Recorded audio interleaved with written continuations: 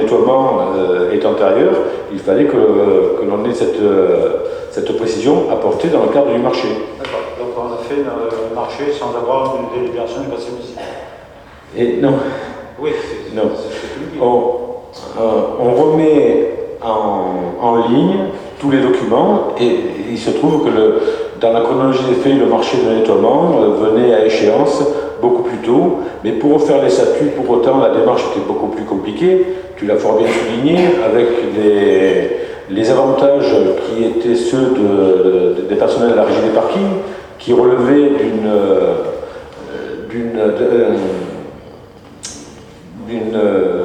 d'une convention collective relative au port.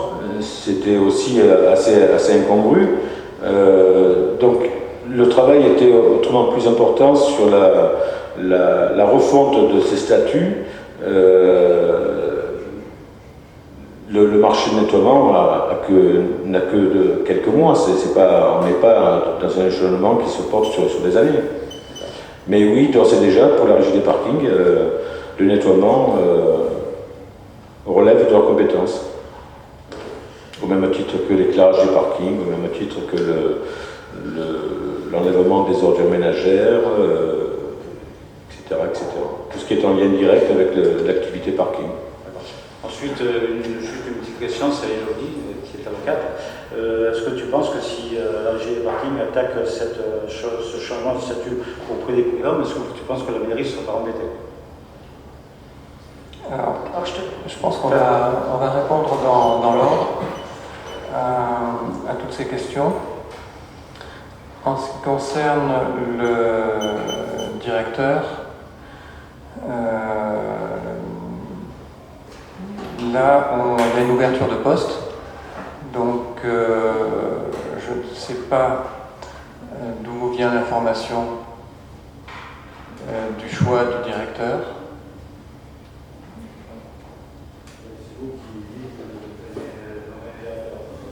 Oui, mais est-ce que vous savez qui c'est ou qui ça n'est pas? Si c'est M. Perrieux, je suis content et ravi. D'accord, donc vous n'avez pas d'informations à ce sujet? Pas du tout, non, pas du tout. Je ne suis plus dans les confidences de l'équipe municipale, donc je ne peux pas. D'accord, donc ça sera ça n'est pas à l'ordre du jour, donc la nomination du directeur, je ne m'étendrai pas aujourd'hui là-dessus. Concernant les avantages et l'illégalité, et on va enchaîner avec le risque, et Madame M sera mieux placée que moi effectivement pour vous répondre. L'illégalité, elle date effectivement d'assez longtemps. Pourquoi on s'en aperçoit maintenant? Eh bien, figurez-vous que, en ce qui concerne les primes, j'ai demandé dès le début 2016 qu'une étude des primes, mais dans son ensemble, soit faite sur Bandol. La précédente DRH avait donné un avis au bout de une bonne année. Alors, je l'avais relancé plusieurs fois. Et sa conclusion, c'était que les primes étaient légales. Il se trouve qu'elle-même avait une activité accessoire et une prime qui était illégale. Et donc j'ai demandé à la nouvelle DRH de faire une étude des primes.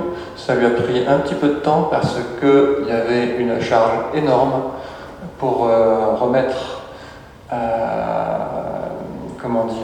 sur la route le côté RH de la commune, et donc elle m'a donné ses conclusions il y a quelques mois, et donc depuis qu'il y a ces conclusions, on prend les dispositions pour que tout soit légal. Et il y a effectivement, comme vous le dites, l'alerte du trésorier qui nous a alerté déjà le 27 novembre 2018 sur l'illégalité de la prime d'ancienneté des agents. Et donc effectivement, il nous a donné ensuite 6 mois pour régler tout ça. Et ça nous menait jusqu'à la fin du mois de juin. C'est la raison pour laquelle on a pris une délibération temporaire par rapport aux astreintes. Alors quand vous posez la question du maintien des avantages, alors, effectivement, c'est une vraie question parce que les agents ne sont pas responsables des erreurs qui ont été commises. Alors, je pense que vous comprendrez aisément que la convention des ports de plaisance ne s'applique pas aux agents de la régie des parkings. L'activité ne correspond pas du tout. Alors, effectivement, il y a eu un usage. Ça fait de nombreuses années qu'ils bénéficient de ces avantages. Et il y a une partie des avantages qui va disparaître. Il y en a d'autres qui sont en train d'étudier les deux conventions avant de faire part de leurs observations, de leurs choix par rapport aux novations. Alors, garder les avantages, ça pose une difficulté aussi. C'est-à-dire que ça correspond à une libéralité. Et un juge saisi peut considérer que ces libéralités ne sont pas justifiées. Alors, c'est la raison pour laquelle il aura été proposé quand même des conditions qui sont plus avantageuses que la convention d'automobile et de garder les avantages pendant une durée plus longue que la durée minimale imposée, qui est de 1 an. Donc ça a été décalé à 15 mois. Alors pourquoi pas plus? Ça peut effectivement être davantage, mais les juristes attirent mon attention sur le fait que plus la durée sera longue, plus le risque sera important devant un juge, c'est-à-dire ce sont des libéralités et la commune n'est pas censée accorder des libéralités. Ceci dit, par rapport à la situation humaine de ces agents, qui effectivement ne sont responsables de rien, voilà, cette durée, j'envisage éventuellement de l'allonger un tout petit peu, mais on est limité, encore une fois, par ce côté libéralité. Alors, le risque, bien évidemment, les agents peuvent se retourner vers les prud'hommes.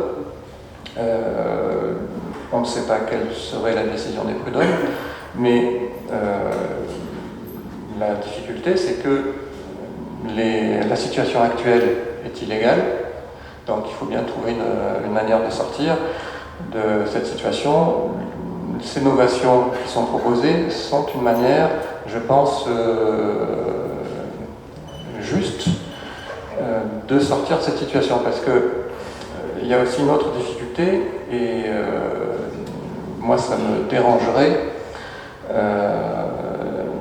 si on maintenait de manière définitive des avantages acquis, parce que ça crée une rupture d'égalité entre les agents. Là, les agents qui ont été recrutés depuis que la régie des parkings a été détachée de la CGEBA, ils ont été recrutés sous la même convention collective des ports de plaisance. Mais maintenant qu'on sait que c'est illégal, les agents qui vont être recrutés par le futur, eux, ils seront soumis à la convention d'automobile. Donc, c'est quand même, moi ça m'embête qu'il y ait une inégalité entre des agents qui font la même chose. Voilà, donc cette solution d'innovation, je pense que c'est une manière de sortir par le haut, sachant qu'il y a un risque de recours dans les deux sens. Et on ne sait pas ce que pourra dire un juge. Voilà. Maintenant, je passe la parole à Madame M, qui va vous donner un avis plus juridique sur le risque. Peut-être pas, Monsieur le maire, parce que vous avez dit l'essentiel. C'est une question... D'abord, il y a une première problématique, Gérard. On est confronté à une juridiction qui n'est pas une juridiction qui est composée de magistrats professionnels. Je peux t'en parler, j'y suis confrontée tout le temps. On n'est jamais à l'abri d'une décision qui est surprenante. La question qui se pose juridiquement, c'est de savoir si cet usage constitue juridiquement un avantage acquis. On a une jurisprudence qui est extrêmement fluctuante sur cette question parce que la plupart du temps les juridictions de première instance font une appréciation au cas par cas. Il n'en reste pas moins que sur un point nous sommes malheureusement tous d'accord parce qu'on peut bien comprendre que ça a des conséquences pour ces agents, mais nous sommes aussi là pour faire une bonne gestion des deniers publics parce qu'il ne faut pas l'oublier, c'est l'application de la convention collective. Bon, sur cette question, j'ai pas grande crainte. Maintenant, pour te répondre, sans connaître par avance les demandes éventuelles, hypothétiques que feraient les agents concernés, le risque de contentieux existe toujours, le risque de voir la commune condamnée, autant que de voir chacun des agents déboutés en leur demande. Voilà la réponse que je te fais aujourd'hui, parce qu'on est sur une appréciation au cas par cas. C'est-à-dire, le juge, il ne va pas simplement vérifier si on est dans l'application de telles conditions qui doivent être réunies. Non, c'est plus problématique que ça. Et il est fort probable, dans l'éventualité d'une décision, qu'elle soit défavorable ou favorable à l'un ou à l'autre, d'une censure de la cour d'appel, la chambre sociale à 18e, et je la pratique tous les jours, qui vient sanctionner la méconnaissance et l'illégalité de l'application de la convention collective qui était jusque-là appliquée. Parce que, si tu veux, sur un plan factuel et en termes d'équité, au-delà même de l'application de la règle de droit, le magistrat va, si tu veux, au niveau des qualifications d'un agent lambda, va vérifier l'adéquation entre la qualification et la rémunération. Et à mon avis, sur ce rapport-là, je suis plutôt confiante. Voilà la réponse que je te ferai. Alors, il n'y a pas d'autres questions? Je voudrais continuer de ce petit seconde, si oui, bien sûr. vous permettez. Oui, bon, moi, ça me désole, je veux dire, parce qu'il y a sûrement, je ne sais pas, il y a sûrement des agents qui ont fait des crédits par rapport à leur salaire. Aujourd'hui, ils vont se retrouver bien embêtés. Mais si demain, on devait embaucher des nouveaux employés dans ce domaine de la régie des parkings, à ce moment-là, ils sont embauchés sur un nouveau contrat, ils le connaissent, à eux d'accepter ou pas d'être payés un peu moins que les autres. Donc là-dessus, votre réponse, elle ne plaît pas trop. Je voudrais... Attends, pour rester sur le thème, de toi à moi, il y a un choix effectivement qui est dur à porter. Oui. Qui est dur à porter, mais d'une part, on parle des prud'hommes, mais d'autre part, les libéralités, c'est pas devant les prud'hommes que ça se juge. Donc le maire engage sa responsabilité et peut être condamné de façon beaucoup plus personnelle devant un juge, là, pour le coup, qui sera du domaine judiciaire. Qui va attaquer cette juridique pleine? Qui va attaquer ça? Qui va attaquer en disant... Qui va attaquer? N'importe quel citoyen mandolé peut attaquer et dire le maire accorde des libéralités à une partie des employés de la commune. Je pense que tu n'ignores pas qu'il y a des associations qui sont assez, vigilantes. Oui, certainement. Assez vigilantes et qui pourraient se saisir de ce genre d'affaires pour m'attaquer. Donc là déjà, ce que je propose, il y a un risque juridique, c'est ce que j'ai dit tout à l'heure, puisque ce sont des libéralités et ça n'a rien à voir, comme le dit M. Chorel, avec les prud'hommes. J'envisage éventuellement d'augmenter un petit peu la durée, mais voilà, je suis limité par ce risque. Ce risque, il est personnel et il peut être pénal. Je voudrais revenir aussi sur la nomination du directeur, qu'on a un peu zappé, parce que c'est peut-être pas le moment d'en parler. Mais ma question, c'est est-ce que M. Pierriot est apte à être directeur de la régie des parkings? Est-ce qu'on peut éviter d'embaucher un directeur? Alors, je vais pas répondre sur le cas personnel de M. Pierriot, mais simplement sur de manière plus générale, un directeur de la régie des parkings, je pense que vous savez qu'on manque cruellement de cadres sur la commune de Bandol. Je pense qu'il faut justement que ce soit un cadre, qu'il ait des compétences techniques, bien évidemment, mais pas que, des compétences aussi administratives. Il y a des marchés. Il y a des marchés à lancer, il faut savoir lancer des marchés. Il y a un budget, il y a une présentation, il y a des investissements. Il faut savoir préparer un plan pluriannuel d'investissement. Donc là, je ne répondrai pas de manière sur un cas particulier. Je donne simplement des données générales concernant le poste de directeur de la régie des parkings et la décision, bien évidemment, ne va être dévoilée lors de ce conseil municipal. Mais voilà, je vous ai donné un petit peu le cadre et les données qui vont orienter mon choix. Bon, je termine après ça. Je suis d'accord avec vous, mais je pense que depuis 16 ans, M. Perru a géré toutes ces fonctions, le marché, etc. Donc il a géré tout ce service pendant 16 ans. Voilà, après on n'en parle plus, donc on revient. Je ne ferai pas d'observation là-dessus, mais je ne veux pas rentrer dans le détail personnel, mais voici ce que j'attends d'un directeur de la régie des parkings. Je ne sais pas, parce que dans la délibération relative au statut et le chapitre 3, le directeur, on ne parle pas de la possibilité, il n'y a aucune éventualité de la position statutaire du fonctionnaire. C'est très clair, le directeur ne peut pas être un fonctionnaire. Il est recruté en qualité d'agent non titulaire de droit public. Jean-Pierre, on peut détacher un fonctionnaire à ce poste-là. Ça tu le sais peut-être pas, mais on peut. Écoute, vous l'avez signalé tout à l'heure, effectivement c'est possible. Comment dire, c'est pas là-dessus que je vais baser mon argumentation. Merci. Monsieur Fréani. Merci, monsieur le maire. Donc, forcément, il s'est dit beaucoup de choses et je m'associe à la réflexion de Gérard Valero concernant la nomination d'un directeur. C'est vrai qu'il y en a un. On peut se poser la question quel intérêt de faire ce nouveau recrutement.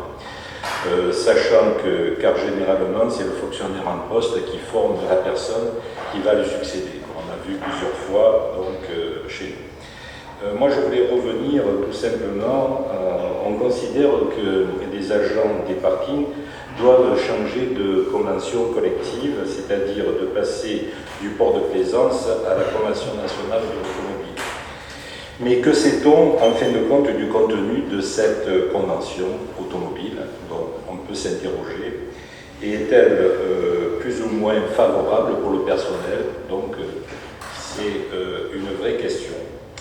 On nous dit que le personnel va bénéficier provisoirement, donc j'appuie sur le mot provisoirement, d'une partie des droits acquis. N'est-ce pas là, monsieur le maire, une manière de diminuer le salaire en toute légalité? C'est une vraie question. Cela pourrait expliquer en partie les économies sur le chapitre 012 concernant les charges de personnel. Ensuite, concernant la délibération 15, c'est uniquement un constat, parce qu'il s'est dit beaucoup de choses, et ça ne sert à rien de redire. On veut dénoncer le paiement des astreintes, tel qu'il a eu lieu jusqu'à maintenant. Le personnel va être pénalisé à partir du 3 octobre 2019, c'est M. Secaldi qui nous l'a annoncé. Je trouve cette mesure injuste, personnellement. Ensuite, une autre réflexion, c'est plutôt que de procéder à des recrutements extérieurs, n'est-il pas préférable d'anticiper le départ du personnel actuel en proposant des formations professionnelles à des fonctionnaires souhaitant une évolution de carrière? Je vous remercie. Alors, en ce qui concerne la question sur les économies qui seraient faites sur le 012 par rapport au personnel, voilà, j'ai pas envie de reprendre toute l'argumentation qui a été faite à la fois par M. Secaldi, surtout par M. Secaldi, et puis ce qu'on vient de dire maintenant, parce que ça répond parfaitement à votre question. Donc bien évidemment, il ne s'agit pas de ça, mais de droit. En ce qui concerne le paiement des astreintes, vous trouvez ça injuste. Encore une fois, tout a été expliqué. On est obligé de corriger l'illégalité et il faut savoir que la délibération que nous avons votée aujourd'hui pour définir les conditions de paiement des astreintes sous leur forme actuelle, cette délibération pourrait ne pas être considérée comme légale par le juge administratif. Donc là encore, on prend un risque pour maintenir 3 mois de plus le paiement des astreintes sur la forme actuelle. Et Monsieur Bitan, le trésorier public, nous a alerté sur cette question. Voilà, donc je pense que on avait déjà répondu à toutes vos questions. Tous les intervenants avaient déjà répondu. S'il n'y a pas d'autres questions, je voudrais faire un commentaire avant de passer au vote. Encore une fois, nous avons tous le même souci par rapport à la situation personnelle des agents de la régie des parkings et on cherche la solution la moins mauvaise parce qu'il n'y a pas de bonne solution. Donc on cherche la solution la moins mauvaise en prenant le moins de risques possible. Et encore une observation, toutes les délibérations donc, a présenté Michel Secaldi, toutes ces délibérations ont été présentées par moi-même en tant que président de la régie des parkings. Et donc, à l'unanimité, toutes ces délibérations ont été approuvées par les membres du conseil d'exploitation. Donc ça, je pense qu'il fallait quand même le souligner. Nous allons passer au vote. Et qui est contre? Qui s'abstient? Qui est pour? Je vous remercie.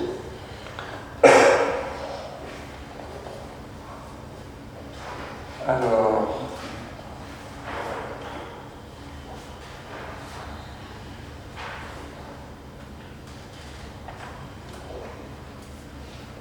on passe à la délibération numéro 18. Alors, on est dans la continuité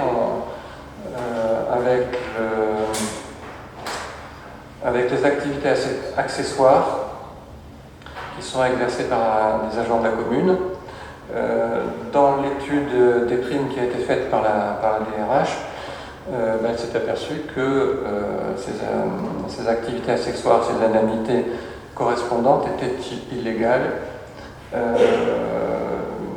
Dans le contenu de la délibération, je ne crois pas qu'il y ait de motif d'illégalité. En tout cas, le principal, c'est que c'est effectué pendant les heures de travail. Et donc, déjà, pour cette raison-là, ils ne sont pas légales. Alors, sont concernés le directeur de la chambre funéraire, le directeur de la caisse des écoles et 3 agents exerçant des fonctions pour le compte de la régie des parkings.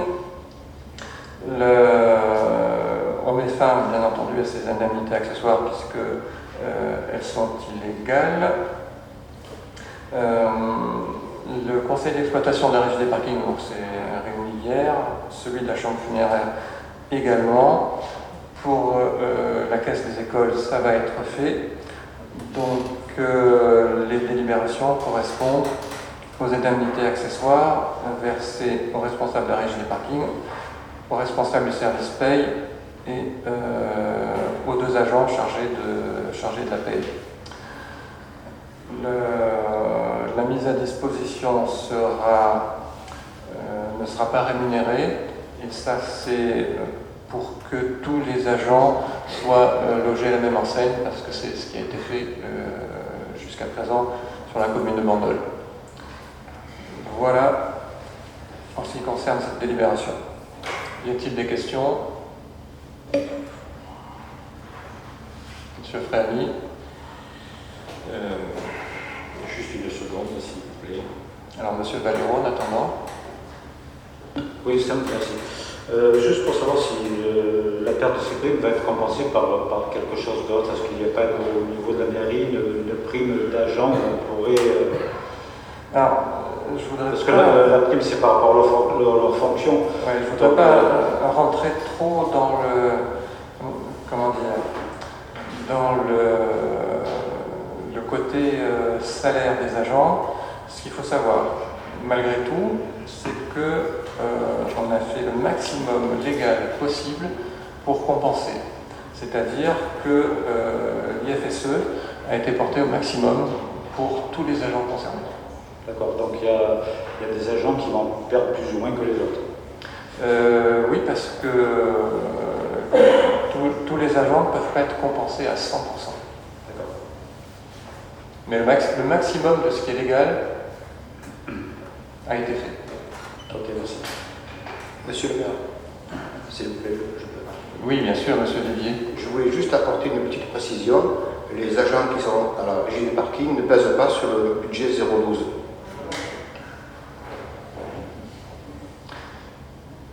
Il y en a un seul qui pèse, c'est le chef de service. Tous les autres, c'est du droit privé. Tout à fait. Monsieur Fréani. Oui, merci Monsieur le maire. Donc, dans la délibération numéro 18, et je cherchais donc effectivement les éléments, mais je ne les retrouve pas, et il est question d'une étude sur la situation personnelle des agents concernés. Ben voilà, donc la réponse. Voilà. Qui a réalisé cette étude? Ben, c'est la DRH. C'est la DRH. Et on peut la consulter, c'est pas de souci. On peut... Non. Non, on ne peut pas la consulter. D'accord. Par contre, ce que je peux vous donner comme précision, c'est que la DRH s'est entourée d'avis aussi également juridiques. Pour avoir confirmation et qu'on soit certain de la véracité et des conclusions, elle a demandé confirmation au CIG de Paris, donc qui est quand même la référence en la matière. D'accord. Donc ça a été confirmé et on a les écrits qui correspondent. Ensuite, on parle d'une activité accessoire. Bon, pour les activités réalisées pour le compte d'autres organismes relevant de la commune, au niveau de l'équité, qu'est-ce que vous pouvez nous dire là-dessus? Est-ce que l'équité voudrait qu'on ramène toutes les indemnités au niveau les plus élevés et non le contraire? Est-ce que ça vous paraît quelque chose de possible? Car comment comparer les différentes missions entre elles? C'est compliqué. Et où est la visibilité de l'étude en question? Donc ça, c'est une réelle question, du moins pour moi. Bah, vous pouvez tout à fait donner votre avis. Hein. Moi, ce que je considère, c'est que ça n'a pas à être rémunéré, parce que, alors ça n'a jamais été, c'est pas la seule raison, mais ces agents sont rémunérés par ailleurs sur ce temps-là dans leur activité normale. Donc c'est pas, ils ne travaillent pas gratuitement. Maintenant, si vous avez un avis différent, c'est... Non, c'est des questions que je me posais, donc je les pose ouvertement pour avoir donc des réponses. Bien, s'il n'y a pas d'autres questions, qui est contre, qui s'abstient, qui est pour. Alors, délibération numéro 19. Donc on est toujours dans la correction de toutes ces illégalités. Eh bien, concernant la caisse des écoles, M. Huin, donc, qui fait fonction de directeur, en fait, il n'a jamais été nommé à ce poste dans les conditions légales. Donc, est temps de régulariser, puisque maintenant on le sait. Donc je vous propose de le désigner, puisque c'est au conseil municipal de le faire, comme directeur de la caisse des écoles. Y a-t-il des questions? Juste avant, monsieur le maire, il y avait déjà un directeur ou pas? De la caisse des écoles, ben, je pense que oui. Il devait y avoir monsieur... Bon, je ne me rappelle plus du nom. Balzano, non? Mais en fait, je crois qu'ils étaient deux. Il y avait madame... alors, monsieur Balzano et madame... Je cherche le nom. Bernardini, il me semble. D'accord. Mais bon, ça, c'était avant notre mandature. Hein. D'accord, merci. Pas de questions? Alors, qui est contre? Qui s'abstient? Qui est pour? Délibération numéro 20. Donc, convention de mise à disposition partielle d'un fonctionnaire de la collectivité auprès de la Caisse des écoles de Bandol. Là, on est toujours dans la continuité. Donc, il est proposé que M. Huin consacre 3h30 par semaine à cette activité qu'il exerce déjà. Il y a juste une chose à spécifier, je pense, c'est que la Caisse des écoles devrait, en principe, rembourser la commune, mais il y a des dérogations qui peuvent être accordées en la matière et c'est la solution qui vous est proposée, que cette mise à disposition soit faite à titre gratuit, ce qui n'empêche pas, pour répondre toujours à la même question, que ces heures de travail seront rémunérées, bien évidemment. Pas de questions. Qui est contre? Qui s'abstient? Qui est pour? Alors, toujours dans la continuité, Madame Nadjarian. Oui, monsieur le maire, il s'agit de Madame Chapelot, qui était désignation du directeur champ funéraire.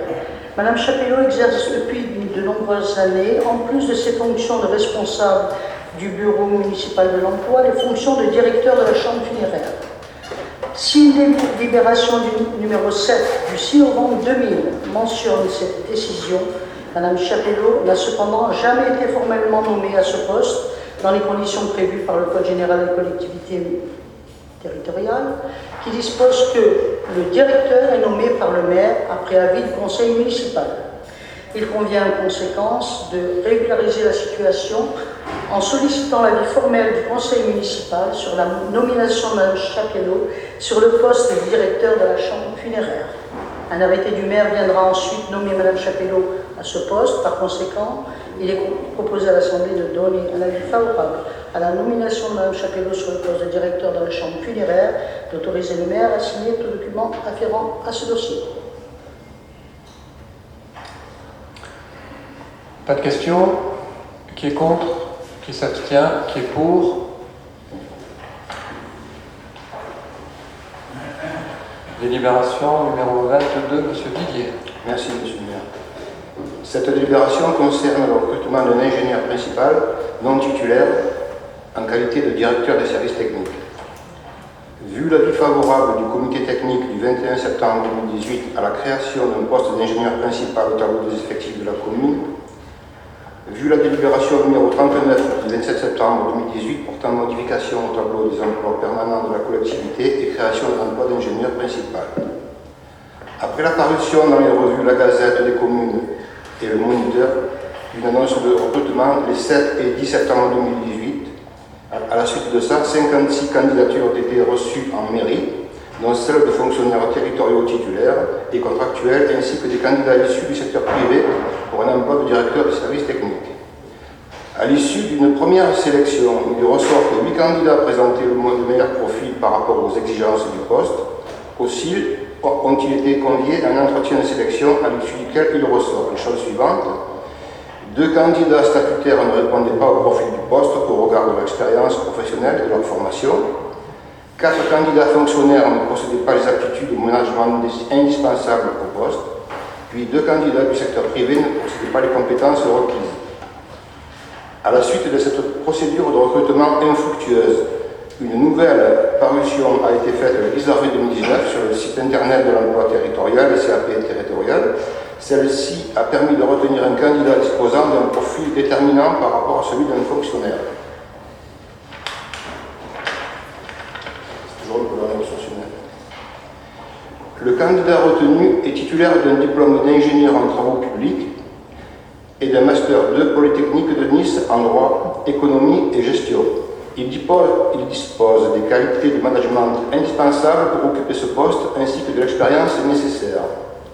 Ainsi, il ressort une parfaite adéquation des aptitudes du candidat ainsi choisi avec les compétences et l'expérience requises pour le poste à pourvoir. Aussi, et conformément à l'article 34 de la loi du 26 janvier 1984 modifiée, il convient de recruter pour une durée maximum de 3 ans renouvelable un directeur des services techniques. Le niveau de rémunération attribué correspondrait au 8e échelon de la grille indiciaire des ingénieurs territoriaux principaux au 1er juillet 2019, plus les primes de catégorie A du cadre de l'emploi. Les crédits correspondants sont prévus au budget principal de la commune 2019.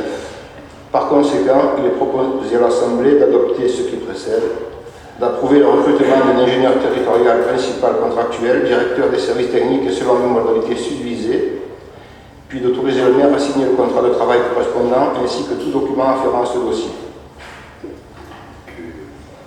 Y a-t-il des questions? Monsieur Valero. Merci, monsieur le maire.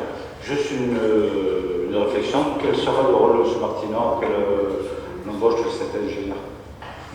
Alors là, je vais peut-être laisser la réponse à monsieur Chaurel, c'est sa délégation. M. Martineau sera en quelque sorte son adjoint, puisque là, on recrute sur le poste de directeur des services techniques et de l'environnement. M. Martineau n'était que directeur des services techniques. Je peux ajouter quelque chose aussi? Sachant aussi que M. Martineau